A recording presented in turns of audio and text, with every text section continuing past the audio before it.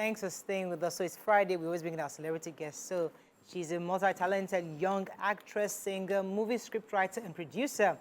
A multi-talented lady with versatile skills who has used her natural and learned abilities to make an indelible mark in the Nigerian entertainment industry.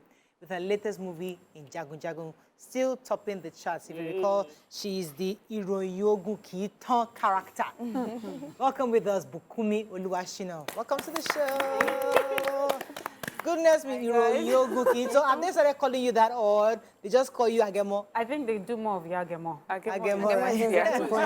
But I think I love Iroyogun Kiitan. Yeah, it's a tongue twister. Yeah. What does it mean? It means the tale of war never ends. The tale of war never ends. Yeah. Good to have you on the show. Thank you. I'm happy So, to be here. oh yeah, you have a ring. You're married. Of course, I'm Oh, married. we wanted to sell you to the world that you are eligible. Congratulations, don't mind me, Jerry. So tell us about your career, what you've been doing, how you started, where you are, and your aspirations. Okay. My first ever produced movie was Ayomi. Let me say it was just my major project because I was just lucky to produce it. So I came in as a movie producer, executively produced it, where I partnered with Pepsi and AVF. And the movie wasn't even out when people started calling me for jobs to feature a movie. They saw the trailer, so I think some people could gather that this movie is going to be great. So they started calling me for jobs. So from there, I produced Beautiful Song, which is a series, executively produced by myself too. So gradually, I kept on producing movies, and the last one I did was Jankari War, which was 2021, I think, yeah. And the current one I'm working on, two actually, which is White and Black and You Will Never Be Mine.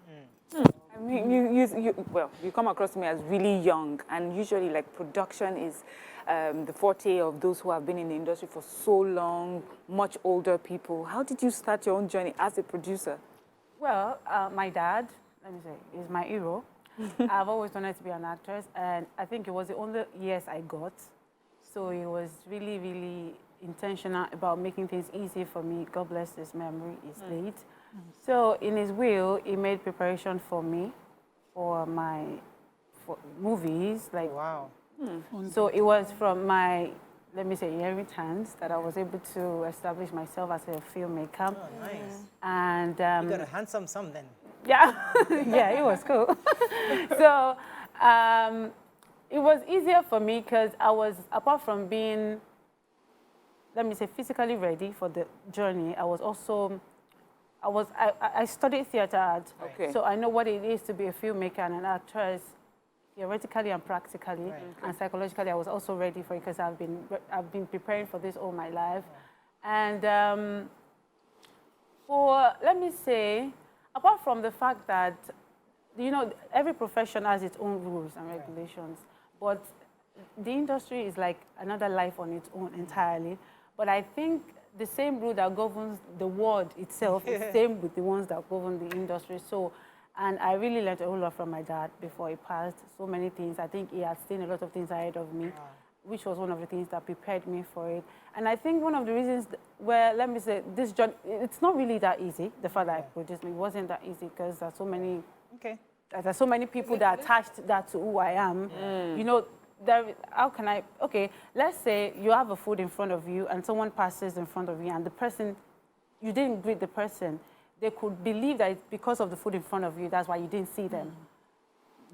Whereby, even if the food wasn't there, you probably wouldn't have seen them. So there are so many things that was attached to the fact that maybe because I came in as a self-producer and all that. So at some point, I wished I was like the normal hustling. Yeah, so they would see me for my struggle and know I actually earned this. Fantastic. So Jankari trended that year because, you know, the reviews online when it was, and they were saying you acted 4 roles. I was like, maybe she not get money to pay other actress. But later on, it was, reviewed for being prolific as, as regards your trade. Yeah. How did you decide to do that? Why did you decide to do that, really? Well, Jankari was a satire, and the reason why I had to play actually 5 roles is because I was trying to picture different culture in Nigeria, which is the Igbo, the Yoruba, and some other, you know, we have various, a lot of them. So, and the reason why I decided to play the character is because I was trying to paint the picture of everyone being one. Unity. Like, it's the same image. Like, we're representing the same thing. We're Nigeria. one people. Yeah. So when you see me in this person, you're still seeing that face. You see me in that person, you still seeing. It's not about not being able to pay other actors. We had almost, let me say, everybody in Yoruba movie industry in Jankariwo. Everybody, both men and female, top A, all the A-list actors and actresses. So it was just the concept in my head. So, and I feel like it also helps my versatility to, you know, to explore the role, do different things at the same time, and then I really enjoyed it. So Yeah, you have a good command of the Yoruba language, and a few people would say that if we don't continue the way we're continuing, the language may go in extinction. So do you believe that language or Yoruba language or maybe Igbo language would sometime go in extinction, or you are one of those people that carry on with the vision of Yoruba lasting for so long? I would say it depends on what we want and how, if we want to allow it.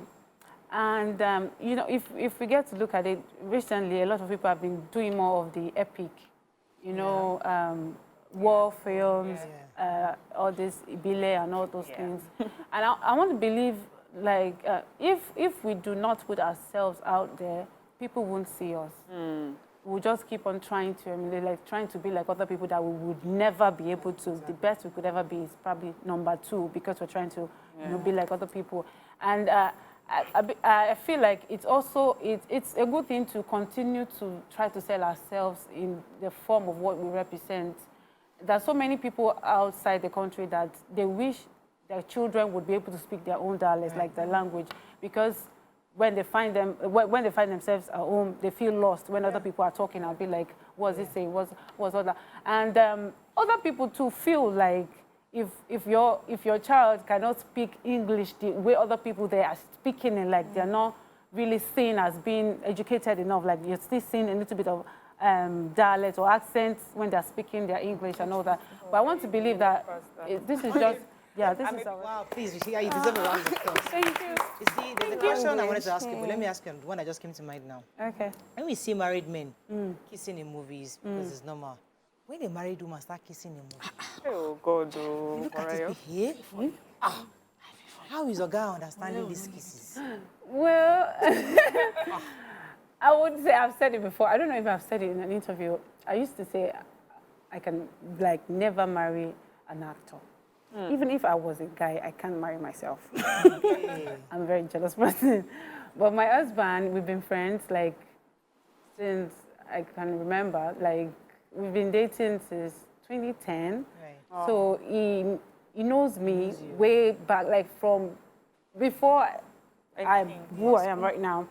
He knows I'm not a kind of person that I would kiss a person on screen, and then behind screen I would be trying to tell the kind of, you know, it ends at the emotions and all kiss, that kiss, it ends. Of course it does. Okay. So emotionally, I think it's trying to understand. It's very understandable. Okay. Understanding person, rather. She's trying to rush me. Oh, okay. Don't rush her. Let her finish the answer of the question. Wait. I think it's just about you being with someone that understands. You know, sometimes we're just watching movie, but there's some actors who are like, look at this actor. I wonder, haven't you met on the scene someone that is well and admired, and then you like an RMD. How do you explain that one to your husband? Hey, That one is a bit different. because there are some fine boys these days in this Nollywood. Have you seen them? All those correct, she's so Thank you for asking me. How do you manage it? Well, I don't know if you've seen my husband. Oh, he's up to the task. He's up to the task. Yeah, he's Okay. So case closed. Finish, you have said it. You know, really, you've not seen me. okay. You're known. Because when I started watching your movies, I just kept thinking, we know every other person. This one just they hide. Why are you so private? And why do you want to keep everything out of? Well, my grandma used to say something. I don't know. Sorry, you don't understand Yoruba. You explain. No See, one. so, no, it's not even issue. It's like obitoba farapamulumangbo. And apart from that, I feel like when you put too much of yourself out there, you give people, like the public, the power to decide some stuff for you. Like you want to live based on their expectation of who you should be. But if they don't know what you're up to, they can't say much. some people can't even, okay, let's say for example, a video should leak or probably a voiceover and someone says, that's Bukunmi's husband talking. You've not even heard my husband speak anyway, so you don't know what its voice sounds like.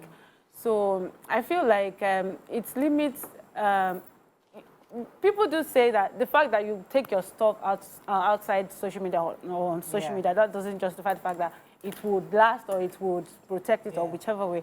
But the thing is, it reduces the chances. And most of the marriages that crash these days, there's always a touch of social media problem linked to it, because a lot of people want to show everybody that they're happy. And the truth is, if you're genuinely happy, you won't even be on social media. Like 90% of people on social media go there when they want to, you know, or just stop thinking about something, or just, if happy people don't even remember their phones unless they want to take pictures. So that's it. Okay, Bukunmi, what are you doing for the next generation? I understand that you're young, yes, but there's a generation coming after you, and you know how it is first. Go ahead. That times and seasons happen, right? Yeah. So for people coming, so for example, people in the university now that you finished from, are you doing anything, any form of work for them to mentor them and then make sure they don't make the mistakes that you made? Well, okay, I'm not sure I've made the mistake here, but there is, this year, what year was that? I think 3 years ago or two, where I sponsored some people, some youths who wanted to study acting, gave out scholarship, and I think there were close to 200 students, and the plan was that I know it's going to get to a stage in the industry whereby if you're not trained as an actor, probably you went to school to study it, or you're in a group, it will be very difficult for you to flourish. You must belong to. Meanwhile, I heard that, let me say, I know that there is this law in Nigeria that your freedom of you not wanting to be in any group. Like, you have the freedom to decide that you don't want. But I don't think that law is actually effective. Freedom of association or something. Yeah, freedom. Yeah, because even as an actor, you have to belong to a group. Okay, there's something I wanted to ask you concerning the Yoruba. We hear you speak some serious high level. It's not a small level, intermediate level Yoruba. Do on set. Is it that you have to learn it afresh, or is this something you've always known? You always had this conk Yoruba background, or you have to learn it for that role? I used to say that sometimes I feel like so many part of me living in some places I've never been that I don't know, because I would not lie, I've never lived in Oyo, I've never learned the language. Most of the India accent and some other accent that I speak, I've never learned it. I just, when they tell me this is the role you're playing and you're speaking like this, I'll be like, oh, really? And then you have to go and learn it. Wow. I don't get to learn. Wow. I don't get to learn them. I feel like maybe because I've watched films like that over time, I've gotten to hear what they sound like, so it's easier for me to sound like them. I just feel like I'm good with mimicking. The conk one, The conk words, all those. I studied theater art, so it's easy for me. It makes things easier for me. I would like to take you back. I'm just a bit curious. You know, when we were talking earlier, you talked about your dad, and I was wondering, was your dad in the movie industry? Was he rich and famous? You know? Okay, my dad was never into all this public space. He was into oil and gas. Okay. He worked with Total filling station. And talking about being rich, it was pretty comfortable, very, very comfortable. I don't like to use the word rich, but it was very, very comfortable. Like, growing up, we had everything we wanted. So, Right, Nima. Okay, so I wanted to ask this Yoruba industry question, because you just alluded to it now, about, you know, belonging to a certain group. I knew you from the Yoruba movies, so which group did you have to join? How did you have to join them? What was the criteria you had to meet? Well, I actually didn't have to join any group. But the thing, what I was saying there was the people coming behind, because she was talking about people coming. There are so many people out there, especially females, who are having problems figuring out how to become an actress because it's been challenging for them. This person is saying something that this is what you have to do. The other person is saying something different from what you heard from this person. But it still boils down to the fact that you have to belong somewhere. It makes it easier for you. Like if you're training to be an actor now, let's say, for example, under Femi Adebayo or under Itele Diaiko, you know you're a student of this person. It will be easier for them to want to help you when you're done. Yeah. But you didn't need that because you had your funds to start production immediately. Yes. Fantastic. Yeah. Okay, Really would be when you go on set, how do you balance the home? What are the sacrifices you have to make to be on those production sets? Yeah, ever since I got married, I've been really, really very selective of the kind of job I go for, unless it's very important. My husband reads my scripts too, so we decide on, okay. Is he an actor? He's not an actor. In the industry? No, he's not even there. He does not like anything that draws attention. He's into IT stores and web creation and all that. You read your scripts? Yeah, he reads to see if I'm going to be kissing or doing too many things there. So he prepares his mind. So yeah. So ever since I got married, especially when I had my child, it's been a little bit challenging for me. I wouldn't lie, because I've always wanted to be a part of my family. I'm a family person. I love family much more than anything in this world, because my dad will always say family is everything, which is one of the reasons why I have known from the beginning that I can never marry an entertainer or somebody that is also into the same thing with me, because we need to be home to make the home a home. Yeah. So I've just been shocked. In God's grace and God's wisdom, I've been... You said quite a bit about your dad. How's your mom? Has she had any influence in your career at all? My mom, she prays. She prays all life. Prayer is important. Yes, she prays for me. It's just been my dad all along. Let me say, it was both like the mom and the dad while growing up. So that's why I always talk about it. Like you're a daddy's girl? I'm a daddy's girl. We're all daddy's girl. First But child? daddy's girls. First child? First child. No, I'm not the first child. I'm the third. I have 2 before and 3. No, 2 after. Yeah, I'm the middle. Yeah. Nice. Cool. So as we're wrapping up now, what should we be looking forward to? Future work, production? Yeah, please look forward to White and Black. It's an international movie produced by myself, and also You Never Be Mine. We just wrapped like a few days ago. And this movie's, I'm not going to say much, it's going to blow your mind. Okay. Look out forward to So we it. have some tweets greeting you. Okay. Honorable Ademola Lalade says, you remind him of Efushetan Aniwura. We should ask who your role model is and if you have any other person that you're also looking up to. And Asmat says, exactly. She was precise and fluent and brilliant, and your style was very persuasive. Role model. My role model. Dad, Sha. My dad. My dad. We already know that it's your daddy. Yeah. So in the industry that you are now. The industry that I am now, right now, I don't know. You know, there's this thing, there's a very thin line about you having a role model. When they make mistakes, you tend to make the same mistakes. I sense something new about you. Yes. I sense something like a new wave, young, fresh Yoruba producers, bringing a whole new train of youngsters who are focused on the craft, not so much on the celebrity, the glitz and the glamour, the light and the shining. You're actually in that, you seem to be in that group of people who are really ready to build the Yoruba movie industry properly, the way it should be, and bring some kind of sanity. So that's the feeling I'm getting from you, but we wish you the best. Thank you. I'm happy that you're not really, you're not working on anybody's ago. You're creating your own clock. Thank you. You're creating your own clock and you're working on it, and congratulations. We wish you the best. Thank you. Hope that the next few years will bring you back again for some great productions you've done.